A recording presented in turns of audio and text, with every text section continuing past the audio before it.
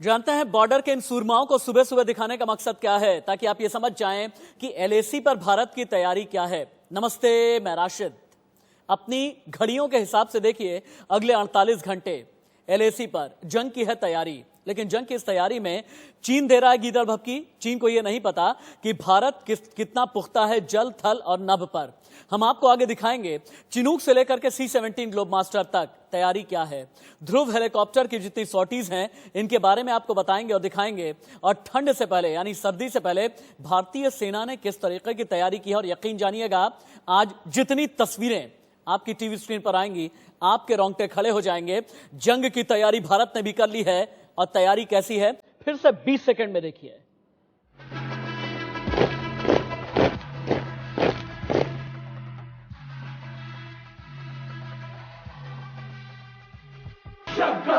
चक्का जितने मिलने बधाइयां।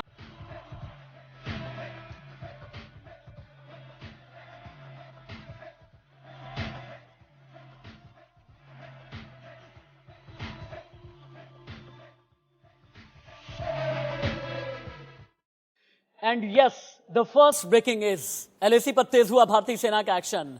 चिनूक से लेकर के C-17 ग्लोबमास्टर तक की हलचल तेज हो गई है। भारत ने सरहद पर डटे रहने की तैयारी की। भारतीय सेना को लंबे वक्त के लिए पहुंचाई जा रही है रसद। गर्म कपड़ों से लेकर राशन तक का बंदोबस्त किया गया है। जवानों के लिए टेंट और हीटर का भी किया गया है इंतजाम। सैनिकों के लिए रिजर्व स्टॉक भेजने का काम जारी है। अब 3 तस्वीरों के जरिए आप ये देखें कि चिनूक किस तरह से चीन जैसे देश को चीरने के लिए तैयार है। ध्रुव से चीन होगा ध्वस्त और C-17 ग्लोबमास्टर से कैसे चीन होगा भस्म। 3 तस्वीरों को तुरंत ही टीवी स्क्रीन पर उतारा जाए। देखें आप, चिनूक चीर देगा, ध्रुव से चीन ध्वस्त होगा, C-17 ग्लोबमास्टर से चीन भस्म हो जाएगा। और ये 3 तस्वीरें जानते हैं, ये एलएसी की तस्वीरें हैं। और अभी की ये जो ताजा तस्वीरें हैं, बताया जा रहा है कि भारत ने भी अपनी जंग की तैयारी पूरी तरह से पुख्ता कर ली है। चीन अगर एलएसी पर आंखें तरेरेगा, चीन किसी भी सेक्टर की तरफ आएगा, तो भारत की तैयारी पूरी है, पुख्ता है। तैयारी देखी ना आपने, हैं तैयार हम। अब 4 तस्वीरें और भी देखें आप, जो हर हिंदुस्तानी का सीना गर्व से चौड़ा कर देगी। आप देखें किस तरीके की तैयारी है। रसद पहुंचाने का इंतजाम किया जा रहा है, ऑर्डर का इंतजार है। C-17 ग्लोबमास्टर के जरिए जितना भी ठंड से पहले का इंतजाम है, या युद्ध के पहले की जितनी तैयारी होती है, चीन से जीतने की जो तैयारी होती है, बॉर्डर पर कैसा जोश आई है, बॉर्डर पर फोर्स की तैनाती की गई है, इन 4 तस्वीरों के जरिए आप देखें। चीन को यह देखना होगा कि बॉर्डर की तैयारी क्या है। चीन को यह जानना होगा कि हमारे जवान किस तरीके से दिन रात 24 घंटा 7 दिन डटे हुए हैं। चीन को यह समझना होगा कि गलवान में मुंह की खाई है, पेंगोंग से उसे भगाने की तैयारी है। चीन को यह समझना होगा कि 3488 किलोमीटर की जो एलएसी है, वहां पर अब की बार अगर चीन ने किसी भी तरह की हिमाकत की तो करारा प्रहार किया जाएगा। इस करारे प्रहार के लिए क्या तैयारी है, आपको सुनवाते हैं उन जवानों की जबानी, उन मेजर जनरल की जबानी, उन बड़े फौजियों की जबानी कि 24 घंटा 7 दिन चीन के खिलाफ भारत की तैयारी क्या है। देखिए,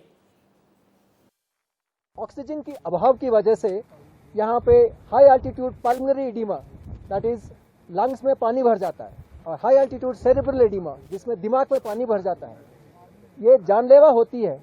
एंड इनको हमको इवैक्यूएट करने के लिए हमारे पास ये जो पीछे हैपो बैग दिख रहा है आपको, ये स्पेशलाइज्ड बैग है, जिसमें हम प्रेशराइज करके हेलीकॉप्टर से आगे हाई एल्टीट्यूड पोस्ट से हम अपने पीछे वाले अस्पताल में पेशेंट को इवैक्यूएट करते हैं। डिपो लद्दाख क्षेत्र का सबसे बड़ा आयुध डिपो है। यहाँ पे हम special clothing, tentage, heating appliances, mountaineering equipment और सुरक्षा उपकरण आदि हमारे जो ट्रुप्स फॉरवर्ड में तैनात हैं उन्हें इश्यू करते हैं। जैसा कि आप देख पा रहे हैं, बैकग्राउंड में विभिन्न प्रकार के टेंट लगे हुए हैं, जैसे कि small tent, large tent, medium and tent high altitude. हमारे टेंटों में हीटिंग अप्लायंसेस की सुविधा मौजूद है। इन सुविधाओं के अलावा हमारे जवानों को कैरो हीटर्स, जो कि हजारों की तादाद में जो भी हमारे जवान आगे डिप्लॉयड हैं, उनको इशू किए जा चुके हैं। रिपेयर का एक बहुत ही महत्वपूर्ण हिस्सा है उसमें लगने वाले स्पेयर्स और कंपोनेंट्स। टेक्निकल स्टोर ग्रुप का काम होता है कि रिपेयर टेक्नीशियंस को एक फायरिंग पिन से लेकर के एक टैंक के इंजन असेंबली तक जिस भी चीज की जरूरत हो, हम उन्हें वो अवेलेबल करवाएं। जो गाड़ी आप मेरे पीछे देख रहे हैं, ये एक मोबाइल स्पेयर्स बिन लॉरी है जिससे हम मोबाइल फॉरवर्ड रिपेयर टीम्स तक स्पेयर्स, कंपोनेंट्स और असेंबलीज पहुंचाते हैं। ऐसी कई गाड़ियां आज के डेट में फॉरवर्ड एरियाज में डिप्लॉयड हैं और रिपेयर टेक्नीशियंस को उनके सभी जरूरत के स्पेयर्स, कंपोनेंट्स और असेंबलीज अवेलेबल करवा रही हैं। आज हमारी स्टॉकिंग लेवल्स, चाहे वो राशंस की हो, फ्यूल, ऑयल्स या लुब्रिकेंट्स की हो, टेंटेज की हो, हीटिंग अप्लायंसेस की हो, जिसमें बुखारी और केरो हीटर शामिल हैं, या एमुनिशन की हो, बहुत जानते हैं जब सरहद पर दो तस्वीरें ऐसी नजर आए जहां पर एक तरफ बोफोर्स गन्स तैनात हों, बोफोर्स तोपें तैनात हों और वहीं दूसरी तरफ तिरंगा झंडा लहरा रहा हो, तो वाकई अपने आप में रोंगटे खड़े कर देने वाली तस्वीरें होती हैं। लेकिन सर्दी के लिए तैयारियां क्या हैं? हमने आज की आपको तस्वीरें दिखाई, हमने आपको यह भी बताया कि चिनूक से लेकर के C-17 ग्लोबमास्टर तक, बोफोर्स से लेकर के भारतीय सेना की तैयारियों तक क्या तैयारी है। वहीं दूसरी तरफ भारत ने भी करारा जवाब देने के लिए पूरा प्लान बनाया है, फूल प्रूफ प्लान। चीन की नीयत को मिट्टी में मिलाने के लिए कैसे तैयार हो रहा है सर्दियों की साजिश का काउंटर प्लान, देखिए।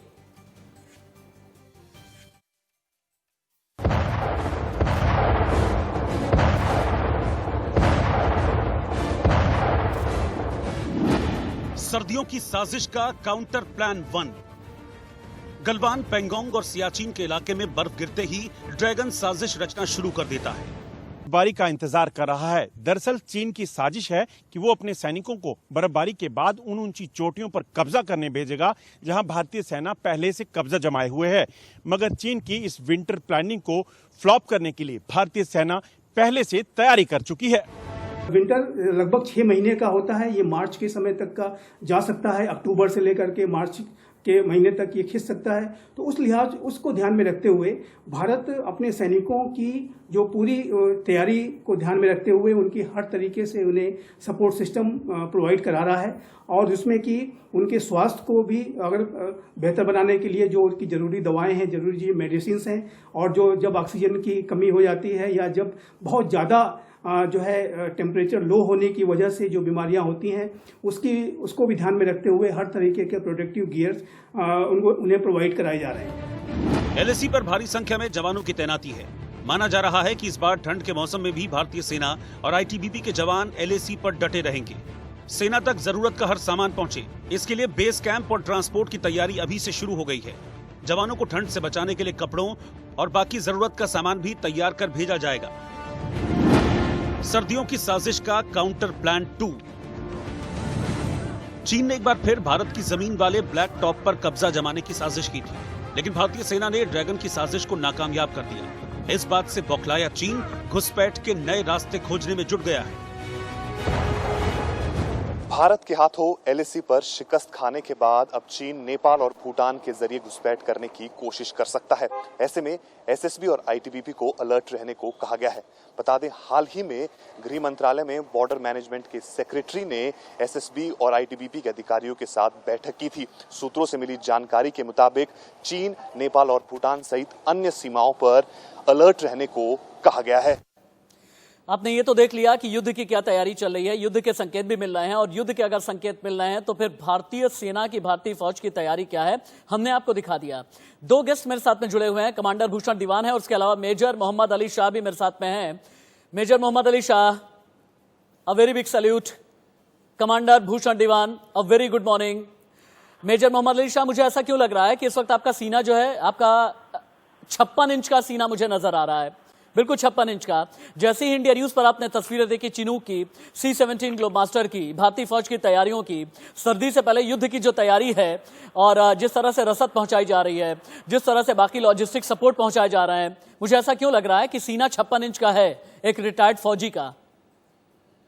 बिल्कुल दुरुस्त फरमाया आशीष भाई, और आपकी ऑब्जर्वेशन की मैं दाद देता हूँ।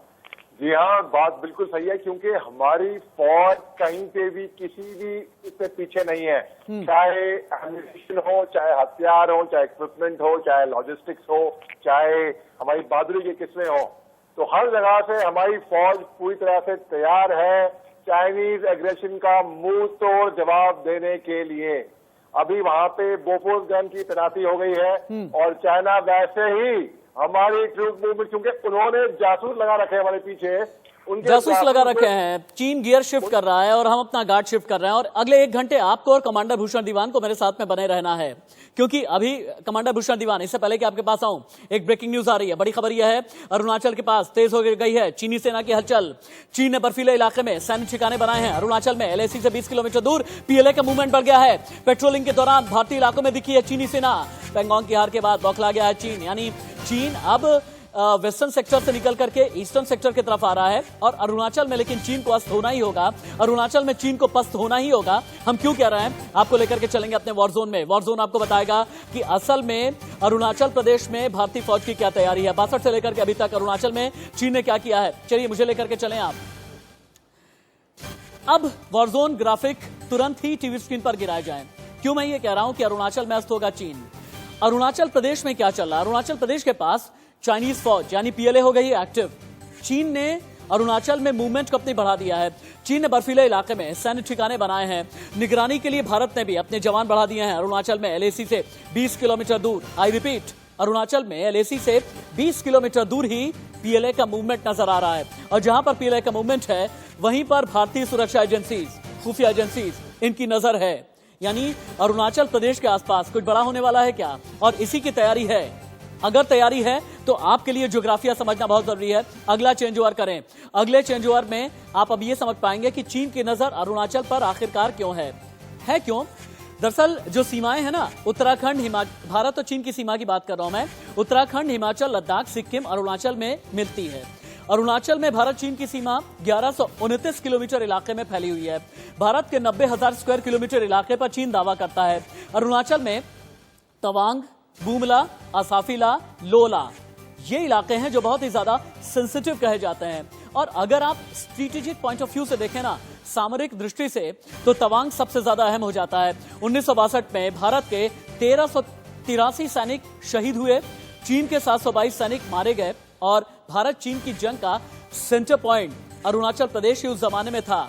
अरुणाचल में तवांग की जमीन पर चीन ने अवैध कब्जा कर लिया। 1967 आया, चीन ने सिक्किम तिब्बत बॉर्डर पर हमला कर दिया। 1967 में ही भारत के 80 जवान शहीद हुए। लेकिन हाँ, चीन को उस वक्त में ना को चने हमने चबवाए थे। 400 सैनिक हमने चीन के मार गिराए थे। और चीन ने अरुणाचल के तुलुंग में असम राइफल की पेट्रोलिंग टीम पर तब अटैक किया। लेकिन 1987 आया, 20 साल के बाद फिर से एक बार भारत चीन में टकराव हुआ। 1987 में ही अरुणाचल के उत्तरी तवांग में भारत चीन के बीच टकराव हुआ। तवांग में समदोरांग चू का एक भारतीय इलाका है, यहां पर चीन ने तंबू गाड़ दिया। लेकिन इस दौरान भारतीय सेना ने चलाया ऑपरेशन फाल्कन। ऑपरेशन फाल्कन के तहत भारत ने जवानों को एयरलैंड किया। एयरलैंड करने के बाद लद्दाख से लेकर के सिक्किम तक भारतीय सेना पूरी तरह से तैनात हो गई। बाद में यह विवाद बातचीत से सुलझा, लेकिन हमने ये बता दिया कि लेकिन अभी की एक बड़ी खबर आ रही है। एलएसी पर चीन की फायरिंग पर बहुत बड़ा खुलासा हुआ है। एलएसी पर करीब 4 बार 100 राउंड की फायरिंग हुई थी। बहुत ही बड़ी खबर है ये। पैंगोंग के दक्षिणी किनारे पर यह फायरिंग हुई थी और 29 अगस्त से 8 सितंबर के बीच 100 राउंड से भी ज्यादा फायरिंग हुई है। और strategic affair editor Ashish Singh ज्यादा जानकारी के साथ जुड़े हुए हैं। आशीष, 4 बार 100 राउंड फायरिंग कब हुई है? बहुत जल्दी एक क्विक अपडेट दें। बिल्कुल, ये फायरिंग्स की लगभग 4 अलग अलग घटनाएं सितंबर के पहले वीक में हुई, 8 तारीख तक। और इसका एक टाइमिंग बहुत देखना जरूरी है कि जब डॉक्टर जयशंकर और उनके जो चाइनीज काउंटर पार्ट है वांगी, ये दोनों मिल रहे थे मॉस्को में, उसके ठीक पहले वो मिले थे 10 तारीख को। उसके ठीक पहले इस तरह की लगातार फायरिंग होने का क्लियर मतलब था कि चाइनीज अपनी तरफ से प्रेशर बनाना चाहते हैं। लेकिन हम दर्शकों को ये भी जरूर बता दें कि भारत ने भी जब पहले फायरिंग हुई चीन की तरफ से तो जवाबी फायरिंग जरूर की है। वो इसलिए क्योंकि चीन बौखलाया हुआ था 29 अगस्त के बाद से। 29 अगस्त की रात को, आधी रात को, जब इंडियन आर्मी ने और स्पेशल फ्रंटियर फोर्स ने अलग अलग हाइट्स को कैप्चर कर लिया। ओके, ठीक है आशीष, ठीक है आशीष, दोबारा आपके साथ में जुड़ने की मैं कोशिश करूंगा। लेकिन कमांडर भूषण दीवान के पास भी अभी मुझे जाना बेहद जरूरी है। कमांडर भूषण दीवान, मुझे एक बात ये समझाएं। अभी चूंकि मैंने इन्फोग्राफिक के जरिए ये समझाया है कि चीन का जो गियर शिफ्ट हो रहा है, कमांडर भूषण दीवान को स्क्रीन पर लेकर के आए। चीन का जो गियर शिफ्ट हो रहा है, इस शिफ्टेड गियर में चीन अब वेस्टर्न सेक्टर से ईस्टर्न सेक्टर की तरफ भी बढ़ने लगा है। अरुणाचल प्रदेश के पास 20 किलोमीटर एलएसी से दूर चीन यानी पीएलए ने अपनी मूवमेंट बढ़ा दी है।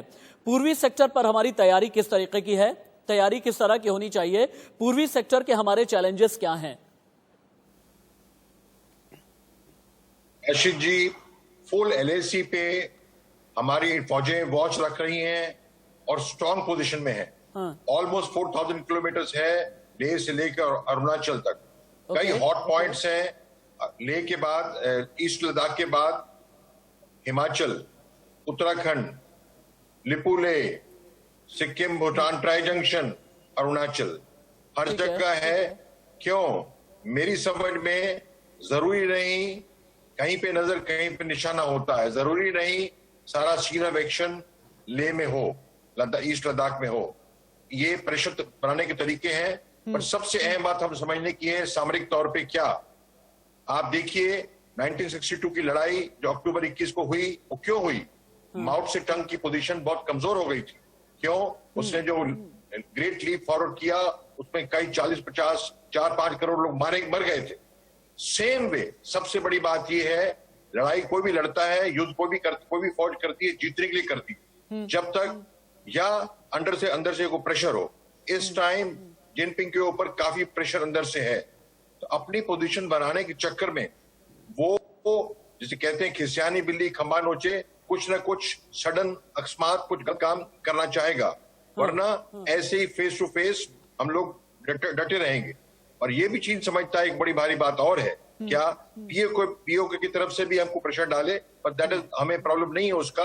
4000 किलोमीटर इधर है LAC, तो LOC ये समझना बेहद जरूरी है, ये समझना बेहद जरूरी है कि आखिरकार हर फ्रंट पर हमारी तैयारी क्या है, स्ट्रेटेजिक एडवांटेज हमारे लिए क्या है, क्यों हम ये कहते हैं कि अरुणाचल हमारा था, है और रहेगा। और याद रखिएगा, मेरे war front question major Mohammad Ali Shah आपका इंतजार कर रहे हैं। एक बार मैं फिर से वॉर जोन में आप दोनों ही गेस्ट को लेकर के चलूंगा और 133 करोड़ हिंदुस्तानियों को भी लेकर के चलूंगा। सबसे पहले तो आप ये समझें कि वॉर फ्रंट पर 3 अलग अलग सेक्टर पर कितने किलोमीटर का LAC है। कुल LAC 3488 किलोमीटर, अक्सर मैंने आपको बताया है। सेंट्रल सेक्टर में सबसे पहले मैं एक बार दिखा देता हूं, जहां पर उत्तराखंड और हिमाचल है। मैं बीच से शुरू करूंगा। 545 किलोमीटर लंबी सीमा रेखा है। अब आप आ जाते हैं वेस्टर्न सेक्टर। वेस्टर्न सेक्टर का मतलब है लद्दाख का लगा हुआ अक्साई चीन वाला जो इलाका है। पश्चिमी सेक्टर जो है 1570 किलोमीटर का है। फिर आप पूर्वी सेक्टर की तरफ आ जाइए। पूर्वी सेक्टर का मतलब है अरुणाचल और फिर सिक्किम का इलाका जो भूटान से भी लगता है, यानी भूटान के जिस ट्राई जंक्शन का इस्तेमाल करते हुए चीन ने 3 साल पहले डोकलाम किया था, 1325 किलोमीटर की यहाँ की सीमा रेखा है। यहाँ पर आपको इस वर्चुअल मैप में अक्साई चीन नजर आ रहा है, मैकमोहन लाइन जिसे चाइना अपनी लाइन ऑफ क्लेम नहीं कहता है, सियाचिन ग्लेशियर जो LAC से बहुत ज्यादा दूर नहीं है, उत्तराखंड, अरुणाचल प्रदेश, सिक्किम, तिब्बत, नेपाल, भूटान, भारत, जम्मू कश्मीर और चीन। ये सब कुछ आपको मैप में नजर आ रहे हैं और इसी के अलावा आपको POK भी नजर आ रहा है। लेकिन हमने ये कह दिया है, जब तक तोड़ेंगे नहीं तब तक छोड़ेंगे नहीं। ये हम क्यों कह रहे हैं चीन के लिए?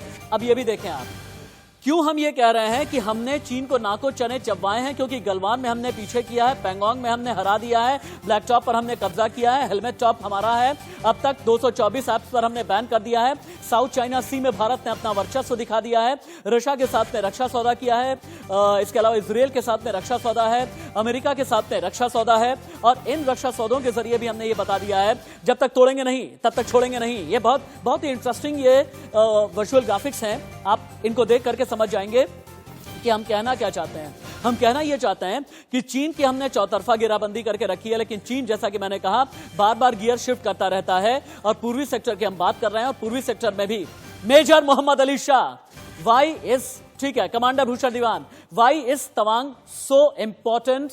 इतना इंपॉर्टेंट क्यों है स्ट्रेटेजिक पॉइंट ऑफ व्यू से? तो एंट्री पॉइंट है, फुल अरुणाचल के लिए एंट्री पॉइंट है, और अगर अरुणाचल के अंदर आते हैं it is a big loss to us. उसके बाद हमारा जो है उधर से और लेफ्ट ये ट्राई जंक्शन से, तो हमारा full north east 7 sisters system Sikkim included ये खतरे पड़ जाता है। और ये 62 में भी यही हुआ था, हालांकि 62 में आके वो लोग वापस चले गए थे। इसमें कोई डाउट नहीं है कि ये हमारे लिए एकदम क्रिटिकल, स्ट्रेटेजिकली क्रिटिकल है और हॉट पॉइंट रहा है कई सालों से। पर मैं आपको दोबारा ये चीज कहना चाह रहा हूं सामरिक नजर से राशिद, कि ये अगर अक्टूबर नवंबर में अमेरिका ताइवान की तरफ से या साउथ चाइना सी की तरफ से एक एक्शन लेता है, स्ट्रॉन्ग एक्शन लेता है, तो चाइना के ऊपर प्रेशर काफी पड़ेगा। और नहीं तो मैं समझता हूं ये लड़ाई नहीं होगी।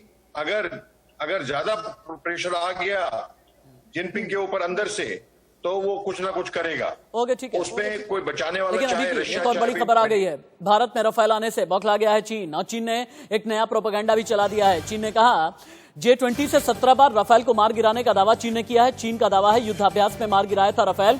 चीनी सेना के मुखपत्र PLA डेली में ये चीन ने दावा किया है कि मॉकड्रिल को चीन समझ रहा है हकीकत। ये बहुत बड़ी बात है कि चीन कहता है कि मॉकड्रिल में चेंगडू सीरीज के J-20 से राफेल को मार गिराया गया था। अगला इंफोग्राफिक तुरंत ही टीवी स्क्रीन पर उतारा जाए कि चीन इस तरह का प्रोपेगेंडा क्यों कर रहा है। दरअसल चीन को यह पता है कि अगर राफेल अंबाला एयरबेस पर तैनात हो गया तो फिर नहीं, जंग के मैदान में भारत चीन कहां पर है इसको हम बाद में दिखा लेंगे, लेकिन अभी ये दिखाइए कि अगर हाशिमारा एयरबेस पर यानी पूर्वी साइड में, हाँ ये दिखाएं आप, चीन को ये पता है कि अगर हाशिमारा एयरबेस पर राफेल की तैनाती हो जाती है तो चीन उसकी जद में होगा। चेंज ओवर करें, अंबाला एयरबेस पर अगर तैनाती होती है तब भी चीन के अलग अलग एयरबेसेस जो हैं उसकी जद में होंगे। एयरबेसेस कौन से हैं, एक बार अगर इंफोग्राफिक चेंज करते रहें तो मैं राफेल की कनेक्टिविटी और बाकी इंफॉर्मेशन भी कनेक्ट करके मैं बता सकूंगा और दिखा सकूंगा, और तभी हमें हमारे गेस्ट के पास में जाना चाहिए, कमांडर भूषण दीवान के पास में, और चीन की चालबाजी की रिपोर्ट भी निकाल करके रखें। अगला चेंज ओवर करें, अगला चेंज ओवर करते रहें। हाँ ठीक है, कोई बात नहीं, अगला चेंज ओवर करें, अगला इंफोग्राफिक चेंज ओवर करके दिखाएं, अगला इंफोग्राफिक चेंज ओवर करें। ठीक है, अब ये इंफोग्राफिक क्या दिखा रहा है कि कागज का शेर है चीन। और क्यों है कागज का शेर चीन, क्योंकि तिब्बत मिलिट्री क्षेत्र में उसके 40,000 जवान हैं, शिंजियांग मिलिट्री क्षेत्र में है 70,000 जवान, लेकिन भारत इसके मुकाबले कहां पर खड़ा है यह भी दिखाना बहुत जरूरी है। शिंजियांग मिलिट्री क्षेत्र हम दिखा रहे हैं, तिब्बत मिलिट्री क्षेत्र हमने दिखाया, लेकिन भारत की भी जो तैनाती है, हाँ भारत की तैनाती एक बार दिखाएं, क्योंकि हम चीन की तैनाती दिखा रहे हैं। चीन की फौज की तैनाती अलग अलग सेक्टर में हम दिखाने की कोशिश कर रहे हैं, लेकिन भारत की तैनाती क्या है। उत्तरी आर्मी जो कमांड है वहां पर भारत ने 34,000 फौजी तैनात किए हैं। सेंट्रल आर्मी कमांड की तरफ और भी ज्यादा फौजी भेजे जा रहे हैं, यानी उत्तरी army command, central army command, पूर्वी आर्मी कमांड। पूर्वी आर्मी कमांड का मतलब है अरुणाचल की तरफ। कहा यह जा रहा है अरुणाचल में अभी तक 2.25 लाख हैं, लेकिन अब यह तादाद धीरे धीरे करके बढ़ाई जाएगी, यानी बॉर्डर पर भारी है भारत और चीन है पूरी तरह से कागज का शेर। मेजर मोहम्मद अली शाह के पास में चलते हैं। मेजर मोहम्मद अली शाह, मैं अभी भी बात यही करूंगा कि चीन को क्या लगता है कि एक प्रोपेगेंडा चला दिया, प्रोपेगेंडा में यह बता दिया कि एक मॉक ड्रिल हो गई, इसमें चेंगडू सीरीज वाले ने राफेल को मार गिराया। लेकिन मेरा मानना यह है, अब मेरा कहना और मेरा पूछना यह है कि क्या चाइना का माल इतना मजबूत हो सकता है कि राफेल को टक्कर दे दे? आपका सवाल एकदम दुरुस्त है। देखिए, जो अपने आप को जानता है और जो दुश्मन को जानता है वो युद्ध में धोखा नहीं खाएगा। जो केवल अपने आप को जानता है और दुश्मन को नहीं जानता है, धोखा वो ही खाएगा। चाइना का एग्जाम्पल दे रहा हूं मैं ये। और जो दुश्मन को जानता है, जासूसी करवा ले, लेकिन अपने आप को नहीं जान पाएगा, वो सबसे बड़ा धोखा खाएगा। हम अपने आप को भी जानते हैं और दुश्मन को भी हम अच्छी तरह समझ गए हैं। हमारी फौज नहीं, दुनिया सब दुनिया हम समझ गई है दुश्मन का क्या चाल अगली होने वाली है। वो देवर अनप्रिडिक्टेबल, उनके साथ भविष्यवाणी नहीं कर पाते थे कि चाइना कर क्या रहा है। अब हम उनकी चाल पकड़ने लगे हैं। अब चाइना के प्रोडक्ट्स की बात करें तो भाई मैं आपको बता दूं, इतना घटिया माल होता है, इतना सस्ता माल होता है, और कभी भी राफेल को टक्कर तो देने सपने में भी नहीं देख पाएंगे ये लोग। ठीक है, ये लोग बातें कर सकते हैं, बड़ी बड़ी फेक मीडिया प्रोपेगेंडा कर सकते हैं साइकोलॉजिकल वॉरफेयर रचने के लिए, लेकिन ऑन ग्राउंड मैं बताऊं आपको ये बिल्कुल फुस है। और लोग बस एक परसेप्शन, एक इमेज क्रिएट हो गया है कि भाई चाइना बहुत ताकतवर होने वाली है, ये होने वाली है। अरे नहीं है ऐसा, ऐसा वाकई में बिल्कुल नहीं है। वो झूठ निकाल दे लोग दिमाग से अपने। हाँ, ये बात अलग है, अगर उनको अभी नहीं रोका जाए तो आगे जाके भविष्य में ये बहुत ही बड़ा खतरा साबित हो सकते हैं। और जैसे कि कोमोडो दिवा ने बतलाया कि अरुणाचल की अगर इन्होंने ले लिया, वहां से जो हम लेने नहीं देंगे, उसका सवाल तो पैदा होता ही नहीं है। और क्यों हम ये कह रहे हैं कि हम लेने नहीं देंगे? हमने एक विजुअल मोन्टाज तैयार किया है। एक बार सरहद पर हमारी तैयारी क्या है, अरुणाचल सिक्किम बॉर्डर से लेकर के पूर्वी लद्दाख तक, अक्साई चीन तक हमारी तैयारी क्या है, उत्तराखंड में हमारी तैयारी क्या है, हिमाचल प्रदेश में हमारी तैयारी क्या है। एक बार तस्वीरें फिर से देखिए आप।